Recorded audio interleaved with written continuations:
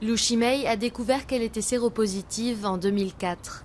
C'est l'attitude de ses neveux, de plus en plus distants, qui a éveillé ses soupçons. Ils ont appris sa maladie avant elle, un choc de plus pour la jeune femme. Je me suis dit, j'ai déjà cette maladie. Et non seulement des inconnus ont peur de moi, mais même ma famille a peur d'être près de moi. Et à ce moment-là, plus rien ne comptait pour moi. Tout ce que je voulais faire, c'était mourir chez moi.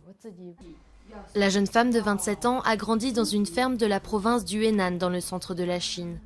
À 10 ans, elle se blesse gravement avec une machine agricole et reste sans connaissance pendant 3 jours dans un hôpital après avoir perdu beaucoup de sang. C'est là qu'une transfusion sanguine lui inocule le virus VIH. Quand je me suis réveillée, j'ai vu des vendeurs de sang en train de piquer des gens avec des seringues usagées. Ils les rinçaient après chaque utilisation et allaient prendre du sang à quelqu'un d'autre.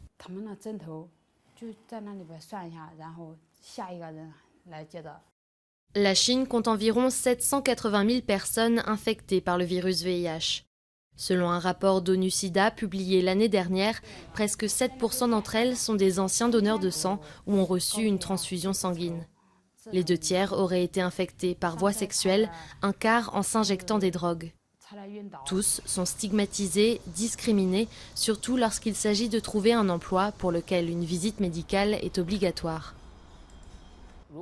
Si l'hôpital ne peut pas garantir la confidentialité du dossier du patient, ceux qui ont le sida n'iront pas là-bas pour une visite médicale. Même si leur état se dégrade ou si des symptômes plus sévères apparaissent, ils n'iront pas se faire examiner.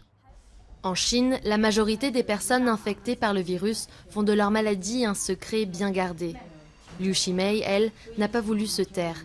Il y a quelques années, elle a créé un groupe de soutien pour les malades et cherche à sensibiliser les habitants des zones rurales.